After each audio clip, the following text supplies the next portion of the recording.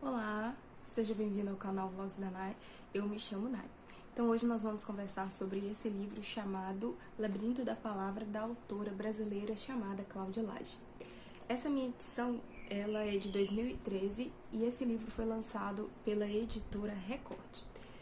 Bem, esse livro, ele trata de várias crônicas escritas pela escritora Cláudia Lage em um jornal chamado Jornal de Literatura Rascunho, e esse jornal era de Curitiba, e essas crônicas que aqui constam, a Cláudia, ela escreveu entre os anos de 2008 e 2011.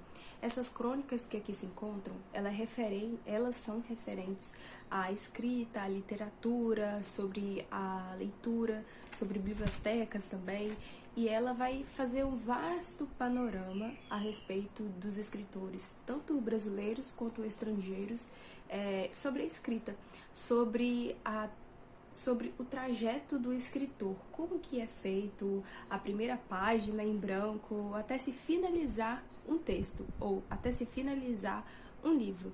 E também ela vai falar a respeito das dificuldades também, dos obstáculos e também das ânsias, das alegrias que os próprios escritores encontram quando eles se deparam com a primeira página, o que eles vão escrever, se possuem alguma ideia, se eles têm alguma coisa a dizer ali na primeira página do livro, até se findarem o livro. E sobre a autora, ela tem também muitas experiências no ramo literário.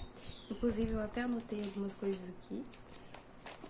E é o seguinte, a autora, Cláudia Lage, ela nasceu no Rio de Janeiro, ela é roteirista, ela é formada em teatro, em letras, ela é finalista do Prêmio de São Paulo de Literatura no ano de 2010. Em 2014, ela recebeu o Prêmio de Literatura de Brasília. Ela foi finalista no Prêmio Portugal Telecom. Ela é roteirista e trabalha em emissoras. E hoje ela ministra cursos sobre criação literária no Rio de Janeiro. Inclusive, ela é escritora, no qual ela escreveu outros livros e também esse livro chamado Labirinto da Palavra. Bem, esse livro, ele é dividido em 3 partes. Então, na primeira parte, a autora ela vai falar sobre a escrita, o processo criativo, a angústia dos escritores ao começar a primeira página de um livro, ali o seu meio, no ápice dos acontecimentos, com seus personagens, e também no final ali do seu livro, como é que ele vai fazer a conclusão de seus. A segunda parte, a autora ela vai focar bastante a respeito do processo da leitura, sobre a escrita, sobre também as bibliotecas, sobre bibliotecas que foram trancafiadas em meio às guerras, bombardeios às bibliotecas, sobre literatura, a infância e sobre o ensino da leitura. Na terceira parte, ela vai focar bastante na escrita, no processo narrativo e nas influências e voz narrativa. Bem nas primeiras páginas, ela já vai falar a respeito das pessoas começarem a escrever. Se as pessoas escrevem o que elas escrevem, são delas mesmas ou são porque elas foram instruídas a escreverem assim, ou mesmo influenciadas por coisas internas ou externas a fazerem isso.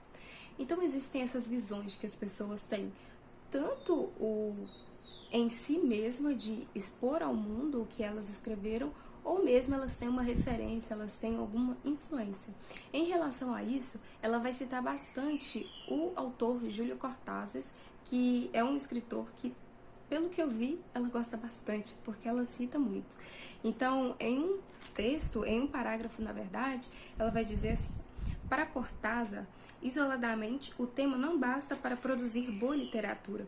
Para produzir boa literatura, é preciso construir significados. Significação determinada, em certa medida, por algo que se encontra fora do tema em si, por algo que está antes e depois do tema.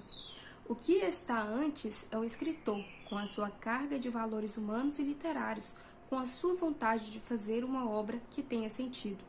O que está depois é o tratamento literário do tema, o modo como o escritor ataca o seu assunto e o situa verbal estilisticamente. Encontrar a medida e o equilíbrio entre o exercício estético e a comunicação do essencial de uma história é para Cortázar um dos principais desafios do escritor. De nada valem o fervor, a vontade de comunicar uma mensagem, se carece dos instrumentos expressivos, estilísticos que possibilitem tal comunicação. Da mesma forma, de nada adianta o virtuosismo estético sem conteúdo. Para Ernesto Sábato, toda técnica é legítima se útil para os fins almejados, dentro do universo específico daquele livro, e ilegítimas as imitações e inovações feitas por pura imitação e inovação. É preciso dar um passo à frente, ainda que com os pés virados para trás. O importante é vislumbrar novos continentes, mesmo que já habitados. Proust disse que muitas vezes a originalidade consiste em usar um chapéu velho tirado do sótão. Algo que será bastante relatado no livro é a respeito da solidão do escritor. Aqui no livro, ela relatou vários escritores que passaram a maior parte de seu tempo se dedicando sua força, sua imaginação a escrever um livro. Muitas vezes as pessoas rasgavam, autores rasgavam algumas páginas, jogavam fora porque não achavam que estava bom. Então ela vai dizer a respeito da solidão, do escritor, ele estar sozinho muitas vezes. Então ela vai citar um escritor que, se não fosse a esposa dele, ele não ia comer, ele não ia tomar banho, ele não ia beber água. Claro, possivelmente ele ia fazer isso somente quando ele sentisse a extrema vontade, a necessidade. Mas, segundo relatos, ele não fazia isso por vontade própria. A esposa dele que tinha que dar banho nele e etc. Então ela vai falar a respeito disso, dessa solidão, dessa quietude que todo escritor tem, dessa questão dele ficar muito sozinho. E ela vai dizer, inclusive, todo artista sabe, a arte ela é exigente.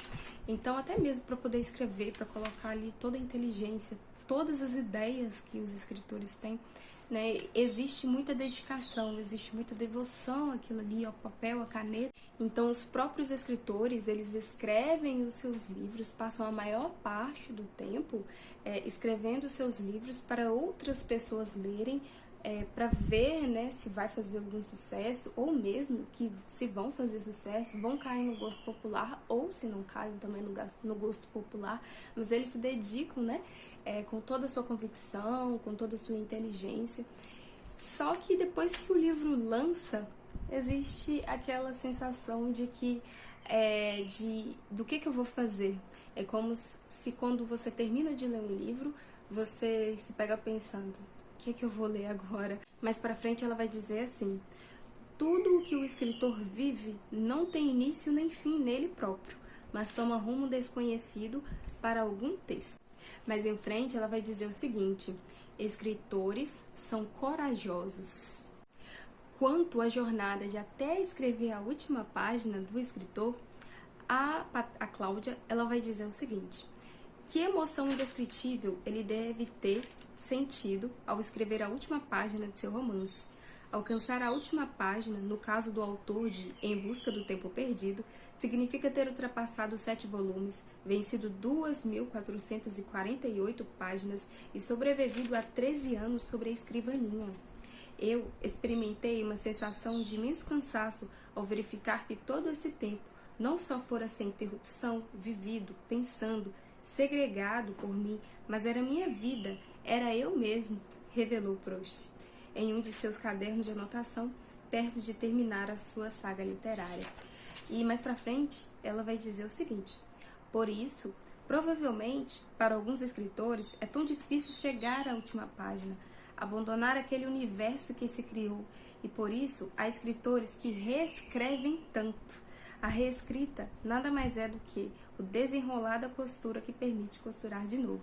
Aqui ela vai falar a respeito de que o escritor ele passa tantos anos, às vezes ele leva anos, décadas, como no caso de Proust, 13 anos escrevendo Em Busca do Tempo Perdido. os escritores eles se acostumam tanto escrevendo ali, reescrevendo, que quando vai para fazer a conclusão, eles não conseguem fazer a conclusão, porque se sentem sozinhos, vão se sentir se uma companhia ali literária ou de escrita em relação à história proposta por eles próprios. E tem alguns escritores que se dedicam tanto a seus próprios livros que quando eles são lançados, mesmo que fazem sucesso, eles não conseguem reler os seus livros. Aqui consta que a Clarice Lispector, a respeito de seu livro, ela falou que tem náuseas de reler ele. Ela também vai falar um pouquinho aí a respeito da crítica literária. No capítulo O Transitório Trono da Crítica, ela vai citar uma autora chamada Flannery O'Connor. Ela vai dizer o seguinte, que O'Connor lamenta quando os críticos buscam em seus livros aquilo que não está nele, em vez de construírem suas análises a partir do que eles são. Ela vai citar aqui alguns autores que foram criticados no início de suas trajetórias literárias. Inclusive, ela vai citar Machado de Assis, que as suas primeiras obras foram bastante criticadas. Ela vai dizer o seguinte: Machado tinha as esperanças de que um dia a crítica literária se ocuparia mais com a estética e a concepção criativa do que com vaidades ideológicas e interesses circunstanciais. De outro modo, o crítico passará do limite da discussão literária para cair no terreno das questões pessoais, mudará o campo das ideias para o de julgamentos e recriminações. Machado de Assis não tinha dúvidas que quem perdia com isso não era ele ou qualquer outro escritor, mas a própria literatura. E aqui ela vai falar a respeito da necessidade de se atentar em relação ao que realmente é a crítica literária, né? De não somente ouvir o que os outros dissem a respeito da obra e já tomar aquilo como verdade, já tomar aquilo como padrão daquela obra e não ter ido mesmo e ter provado, ter visto se realmente é aquilo.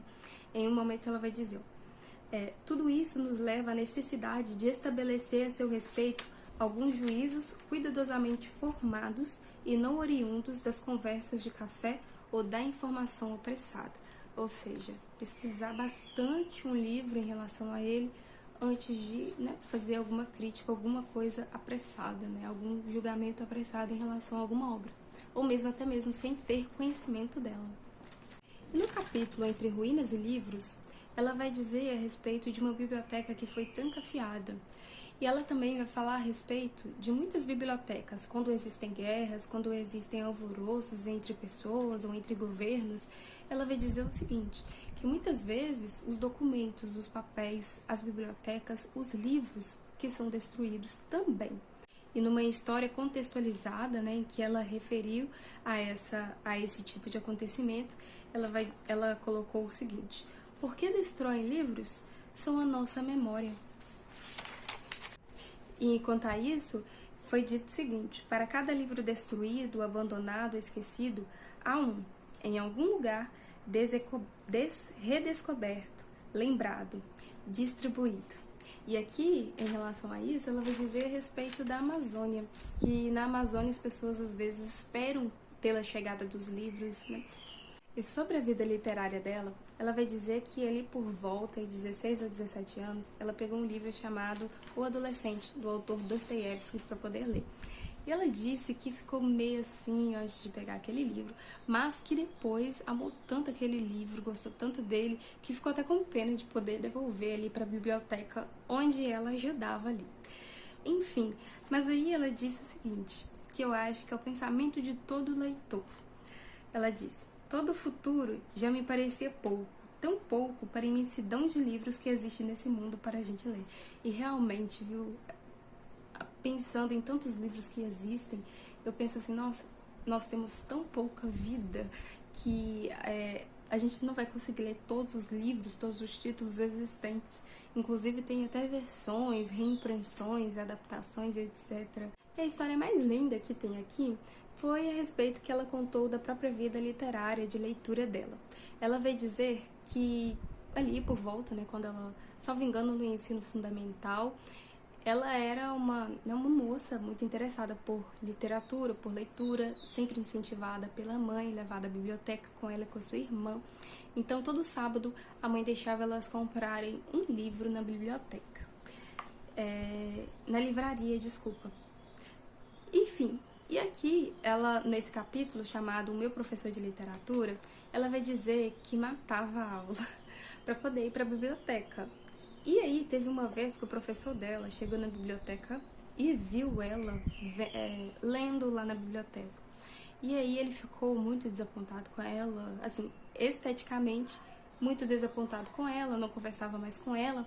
Sempre que ele estava falando, explicando a aula lá de português, de linguagem, ela sentia com a cabeça, a fim de que ele pudesse ver que ela estava interessada na aula e desse alguma corda, alguma bola para ela, mas nada disso adiantou. Passaram-se alguns tempos e esse professor ele não foi mais visto nas aulas, ele não foi mais dar aula. Depois de muitos anos, eles se reencontraram. E eles se reencontraram numa biblioteca, numa livraria.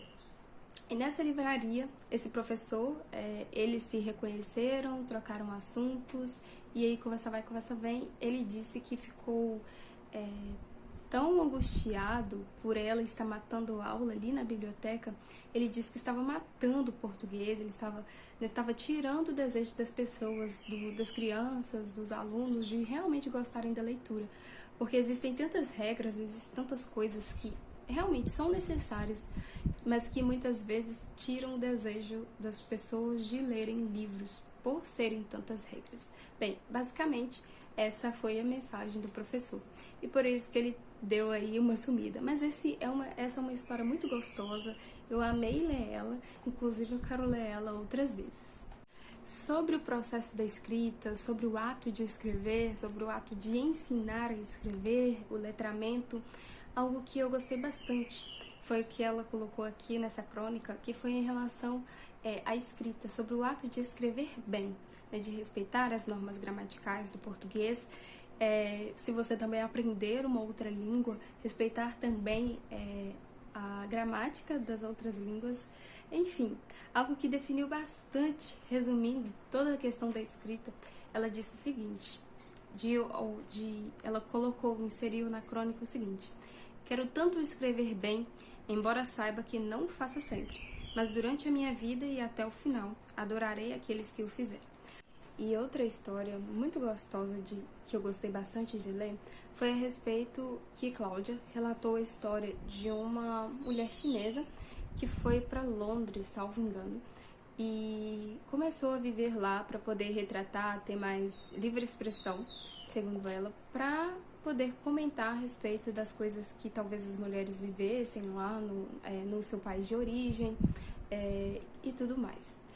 Enfim, e essa mulher, ela é escritora, né? Ela começou a colocar no papel tudo que ela viu, viveu, ouviu.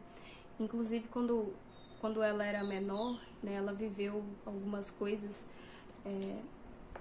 E aí, certa vez, ela escreveu esse livro, concluiu esse livro, escreveu ele todo à mão, colocou ali todo o seu empenho, todo o seu esforço para poder escrevê-lo. E ela estava andando numa rua escura, e aí passou da escuridão, e um homem muito alto, depois falou que é quase 2 metros de altura, ou 2 metros de altura, e querendo pegar a bolsa daquela mulher.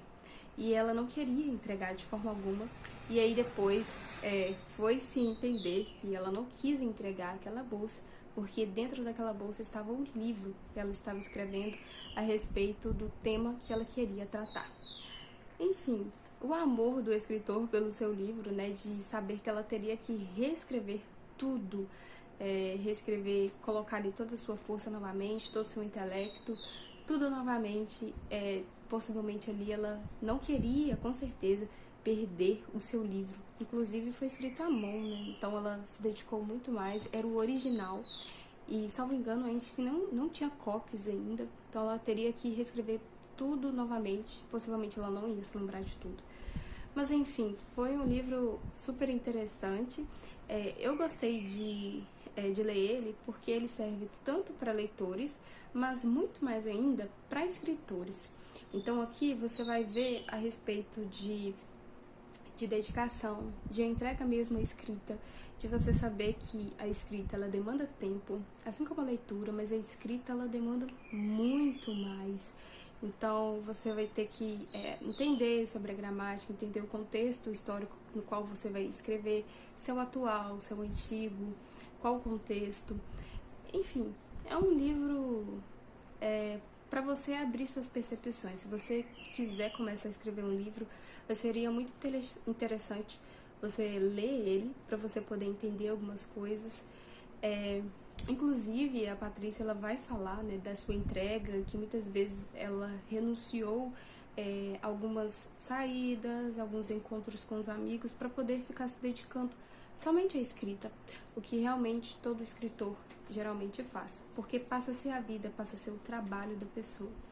Enfim, é um livro interessante, é um livro que te faz até mesmo valorizar mais a arte da escrita, o que os escritores passam, como que eles se dedicam para a gente poder hoje ter esse livro aqui todo encadenadinho, que muitas vezes, né, os escritores, muitas vezes não, né, eles se dedicam tanto, e aí a gente vai lá e compra por 30, 40, 50, às vezes 5, 10 reais um livro, que muitas vezes a pessoa passou a vida toda, ou 10, 5, 1 ano escrevendo.